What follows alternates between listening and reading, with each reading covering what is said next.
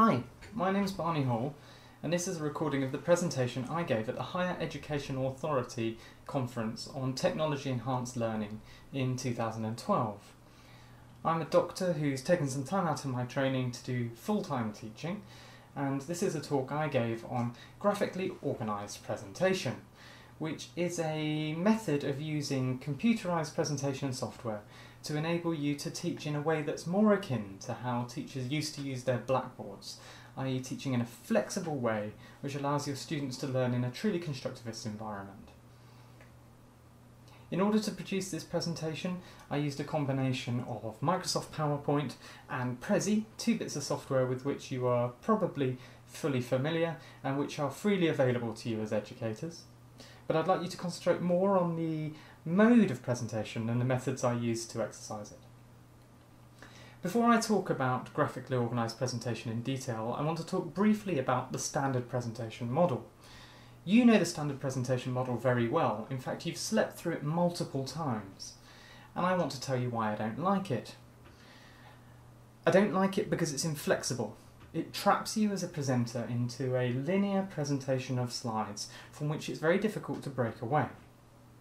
I don't like it because that linear presentation of slides becomes an auto cue from which it's difficult to resist, both things that you would say that are written on the screen, but more worryingly than that, the pens of your students which write down what comes up on your slides as if your bullet points are golden nuggets of information, when in fact they're often worthless out of the context of what you're saying.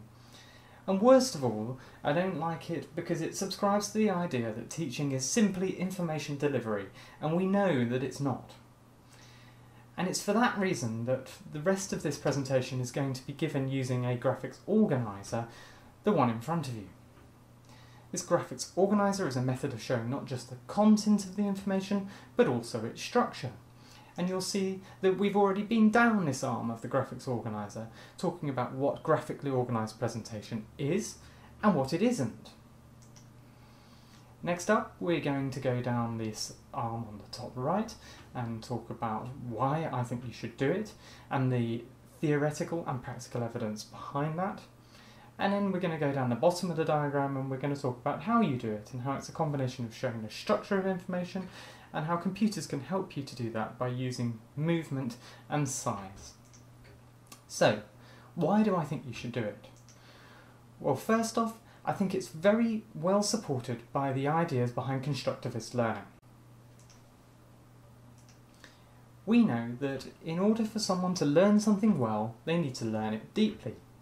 Students who learn things deeply outperform superficial learners for many, many years. And deep learning is all about understanding.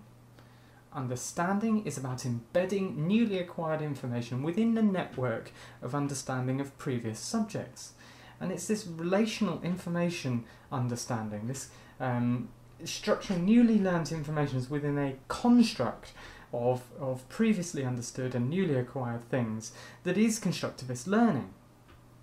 And I want you to share with me in thinking that there's some contradiction between a plodding linear presentation of information using the standard model and the fact that much theoretical and practical evidence supports the fact that good learning is all about understanding the links between things, which are often poorly displayed using that standard presentation model.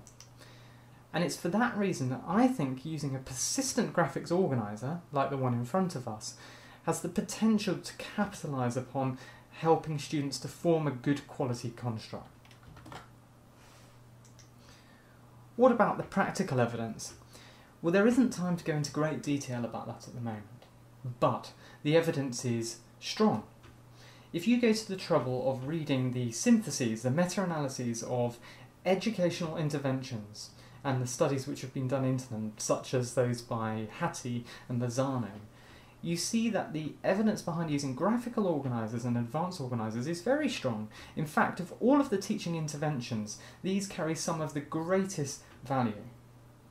And many of the studies that those syntheses were derived from were using graphical organisers, so things like the slide I have in front of you as an advanced organiser. You show it to the students at the beginning of what you're going to teach, and you demonstrate where you're going to go, and then you adopt a more standard presentation model, and perhaps return to it a few times. And I suppose graphically organised presenting, what I'm presenting on today, is about using that graphical organiser persistently, never breaking away to the standard presentation model. So that's why I think you should do it. How do you do it? Well, we're going to talk about showing the structure of information and then using computers to show you movement and size. So, this is the most vital point. It's showing the structure and the links between the subcomponents of a subject, which I think this technique has great value in. And you can show structure in multiple different ways. You can use a radiant diagram like the one I have in front of you now. You could display categorical data using things like Venn diagrams. You could display information flow by using things like flow diagrams. You could even display simply using menu slides such as this. It doesn't really matter, but if there's structure to the information that you're going to teach, then you should find a way of displaying it. And even very abstract things have structure if you find them. I think you should show size. And I'm going to give you two examples of how showing size can be useful. One of which is a very simple example using size as a metaphor for prevalence or importance. And the second one is using size in an anatomical meaning, how big things are. Here's that first simple example, a list of the causes of pneumonia in order of prevalence. Were this a bullet-pointed PowerPoint slide, it would carry one layer of information, the order in which they come. You could display it using a table and percentage prevalence next to it.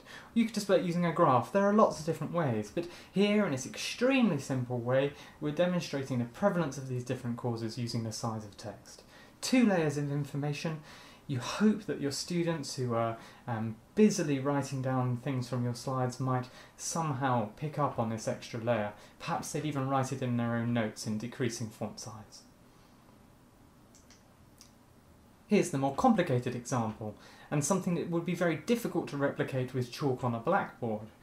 This is a kidney, a 10 centimetre organ with which students can make themselves very immediately familiar. Teaching about the nephron is usually very difficult. It would be another page in a textbook or maybe an exploded diagram. The infinite scalability of computerized diagrams allows you to zoom in without any loss of information, and perhaps zoom in further to teach about glomerular disease, and there's absolutely no reason why that diagram couldn't zoom in further still to the podocyte cell membrane, to a proton pump, to a hydrogen ion, without any loss in fidelity of the diagram as a whole. And how about showing movement? Movement, kinesthetics, has got a strong evidence base behind it as a method of helping your students to learn, and again, computers can help you to do it. Here's an example of what an intimidating picture to a new learner, the ECG. By showing movement, I've been doing something that I call eye scanning, helping students to see what an expert's eyes do when they interpret an ECG. Here, telling them where I look when I'm trying to spot the inferior heart attack that's occurring on that ECG. And you could do eye scanning with chest x-rays too. Rather than providing a list or a mnemonic to teach students in what order to look at things on a chest x-ray, instead use camera panning to show them where you look, rotation, penetration, examining the left lung field and all of its borders, and the right lung field and all of its borders, and the pathology, here a pneumothorax and an intercostal chest drain in the right axilla. Or showing movement could be more simple. Camera panning to show the passage of time, here through the stages of pregnancy. Or perhaps flow through a chemical reaction, here the nemesis of every biomedical course, the Krebs cycle. How about analysing it using a persistent graphical organiser, looking at each subreaction in turn as a separate piece of information, showing the substructure of what one is trying to teach, yet without losing any of the fidelity of the total item. That's showing both the content and the structure of information. And that pretty much concludes my talk, apart from one last thing. I want to set you a challenge. You should have this piece of paper in front of you, or in this recorded version on the screen, and it's a dissolved version of my graphical organiser with the information removed from it. And I'm going to give you 20 seconds to see if you can remember what was at the end of each of those arrows. And if you are able to populate that diagram with that information, i.e. you can fill out those arrows, I want you to ask yourself a question. If I'd presented this using the standard presentation model, would you have been able to do that? And if the answer is no, perhaps next time you teach something, you should try using a persistent graphical organiser to do graphically organised presentation. And good luck if you do. Thanks very much for listening.